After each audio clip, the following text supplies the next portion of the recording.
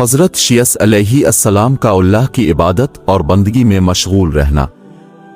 حضرت شیس علیہ السلام حضرت آدم علیہ السلام کے فرزند اور ان کے بعد نبی مقرر ہوئے۔ آپ کو اللہ تعالیٰ نے دین و دنیا دونوں کے علوم عطا کیے، لیکن آپ کی زندگی کا سب سے نمایاں پہلو اللہ کی عبادت اور بندگی میں مشغول رہنا تھا۔ آپ کی عبادات اور ذکر و فکر سے متعلق یہ واقعہ نہایت اہم ہے، کیونکہ یہ آپ کی روحانی پاکیزگی اور تقوی کا مظہر ہے۔ حصہ 1، حضرت شیس علیہ السلام کی عبادات کا آغاز۔ حضرت شیس علیہ السلام کا تعلق ایک ایسے خاندان سے تھا جس کی بنیاد ہی تقوی، عبادت اور اللہ تعالیٰ کی مکمل اطاعت پر رکھی گئی تھی۔ حضرت آدم علیہ السلام کی تعلیمات اور ان کی وصیتوں پر عمل پیرا ہو کر حضرت شیس علیہ السلام نے اپنی زندگی کو اللہ کی عبادت اور اس کی رضا کے لیے وقف کر دیا تھا۔ آپ کو اللہ کی وحدانیت اور اس کی بزرگی کا ایسا شعور عطا ہوا تھا کہ آپ ہر وقت ذکر و اذکار میں مشغول رہتے تھے اور دنیاوی معاملات سے کٹ کر اللہ کی بندگی میں وقت گزارتے تھے۔ حصہ 2، عبادت کا طریقہ۔ حضرت شیس علیہ السلام کا عبادت کا طریقہ خاص تھا۔ آپ رات کی تنہائیوں میں اللہ کے حضور سجدہ ریز ہوتے، طویل قیام کرتے اور دن کے اوقات میں بھی نماز اور دعا کی کثرت کرتے۔ آپ کا روزمرہ کا معمول اللہ کی یاد میں بسر ہوتا تھا اور آپ ہر لمحہ اللہ کی طرف رجوع کرتے رہتے۔ آپ کا ایمان نہایت مضبوط اور اللہ پر بھروسہ کامل تھا۔ حضرت شیس علیہ السلام نے عبادت کا طریقہ لوگوں کو بھی سکھایا اور انہیں اللہ کی بندگی اور فرائض کی ادائیگی کی طرف متوجہ کیا۔ حصہ 3، ذکر و اذکار۔ حضرت شیس علیہ السلام اللہ کا ذکر و اذکار کرتے ہوئے طویل وقت گزارتے۔ آپ کا ذکر صرف زبان تک محدود نہ تھا، بلکہ دل کی گہرائیوں سے اللہ کی محبت اور اس کی نعمتوں کا شکر ادا کرتے تھے۔ آپ کی روحانی کیفیت ایسی تھی کہ اللہ کی محبت آپ کے دل و جان میں رچی بسی ہوئی تھی۔ آپ کا ہر عمل اللہ کی رضا کے لیے تھا اور دنیاوی لذتوں سے کٹ کر اپنے دل کو اللہ کی محبت سے بھرا ہوا تھا۔ حصہ 4، توکل اور ایمان۔ حضرت شیس علیہ السلام کا اللہ پر توکل اور ایمان بے مثال تھا۔ اپنے ہر حال میں اللہ کی رضا پر راضی رہنا سیکھا تھا۔ جب بھی کوئی مشکل آزمائش آتی، آپ اس کو اللہ کی حکمت سمجھ کر قبول کرتے اور مزید عبادات اور دعاؤں میں مشغول ہو جاتے۔ آپ نے ہمیشہ اللہ پر بھروسہ کیا اور اسی بھروسے کے ساتھ دنیاوی مشکلات کا سامنا کیا۔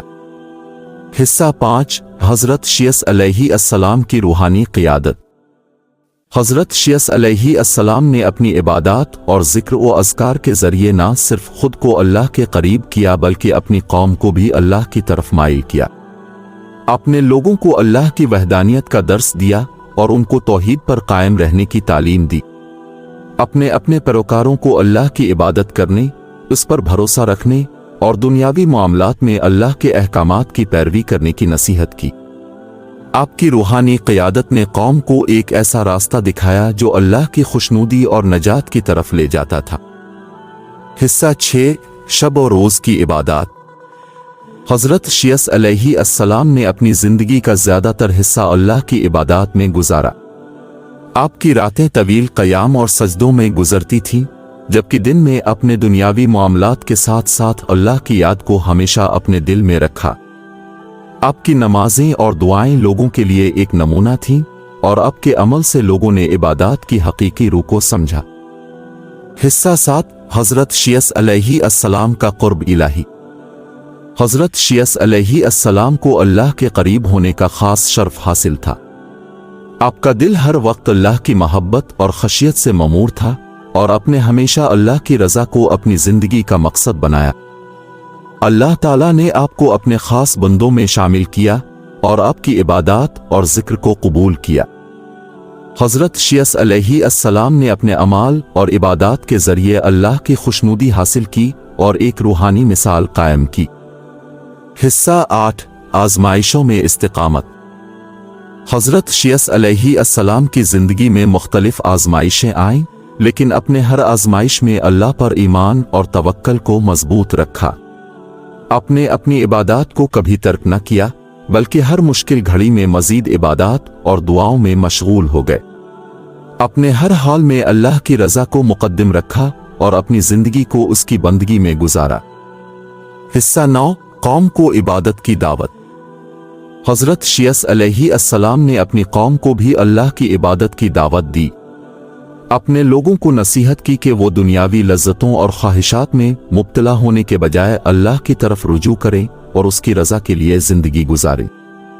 آپ کی تعلیمات نے لوگوں کے دلوں میں اللہ کی محبت اور اس کی بندگی کا جذبہ پیدا کیا، اور آپ کی قیادت میں لوگ توحید پر قائم ہوئے۔ حصہ 10 حضرت شیس علیہ السلام کی عبادات کی دائمی میراث۔ حضرت شیس علیہ السلام کی عبادات اور ذکر و اذکار کی سمت اب کے بعد کی نسلوں کے لیے ایک مشعل راہ بن گئی۔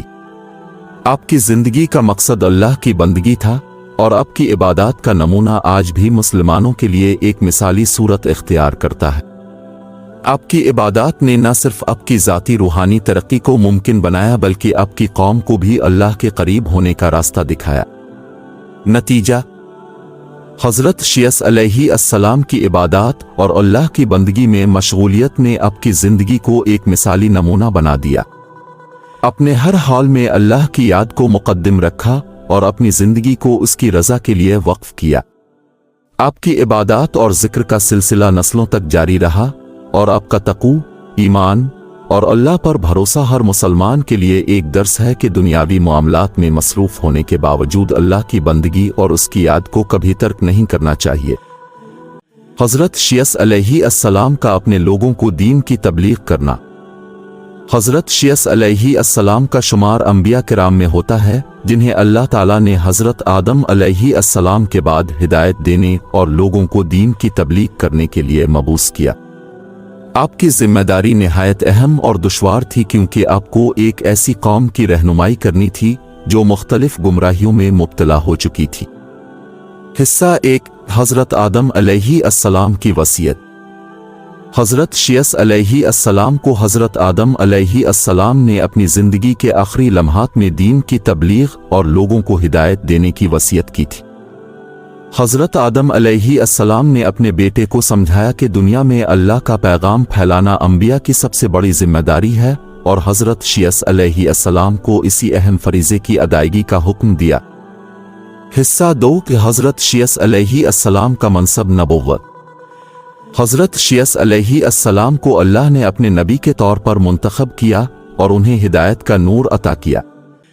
آپ کو اپنی قوم کو اللہ کی وحدانیت اور اس کی عبادت کی طرف بلانے کا فریضہ سونپا گیا۔ حضرت شیس علیہ السلام نے لوگوں کو سمجھایا کہ اللہ واحد ہے اور اسی کی عبادت کرنا انسان کی حقیقی کامیابی ہے۔ اپنے لوگوں کو توحید، اللہ کی بندگی اور اس کے احکامات پر عمل کرنے کی دعوت دی۔ حصہ 3 تبلیغ کا آغاز۔ حضرت شیس علیہ السلام نے تبلیغ کا آغاز اپنے قریبی لوگوں سے کیا۔ اپنے خاندان اور قبیلے کے افراد کو اللہ کی طرف بلایا اور انہیں گمراہیوں سے بچنے کی تلقین کی۔ انہیں بتایا کہ حضرت آدم علیہ السلام کی تعلیمات پر عمل کرنا ضروری ہے اور دنیاوی لذتوں میں مبتلا ہونے کے بجائے آخرت کی تیاری کرنی چاہیے۔ حصہ 4 قوم کی گمراہی۔ حضرت شیس علیہ السلام کو ایک ایسی قوم میں تبلیغ کرنی پڑی جو آہستہ آہستہ گمراہی کی طرف مائل ہو چکی تھی۔ قابیل کی اولاد نے نافرمانی کی راہ اختیار کر لی تھی اور بت پرستی، ظلم اور دنیاوی لذتوں میں مبتلا ہو چکی تھی۔ حضرت شیس علیہ السلام نے ان کی اصلاح کے لیے انتھک کوششیں کی اور انہیں بار بار اللہ کی طرف رجوع کرنے کی دعوت دی۔ حصہ 5 دعوت توحید۔ حضرت شیس علیہ السلام کا بنیادی پیغام توحید تھا۔ اپنی قوم کو بتایا کہ دنیا کی تمام مخلوقات کا خالق صرف اللہ ہے اور وہی عبادت کے لائق ہے۔ اپنے لوگوں کو بتوں کی عبادت سے روکا اور انہیں سمجھایا کہ دنیا کی ہر چیز اللہ کی قدرت کا مظہر ہے اور انسان کو اس کی بندگی کرنی چاہیے۔ حصہ 6 صبر و استقامت۔ حضرت شیس علیہ السلام کو اپنی تبلیغ کے دوران مختلف مشکلات اور چیلنجز کا سامنا کرنا پڑا۔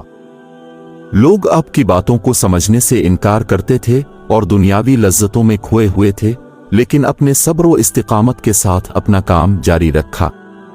اپنے ہر حال میں اللہ پر توکل کرتے ہوئے قوم کو بار بار نصیحت کی اور ان کے سامنے اپنے اخلاق و کردار کا نمونہ پیش کیا۔ حصہ 7 تبلیغ کے طریقے۔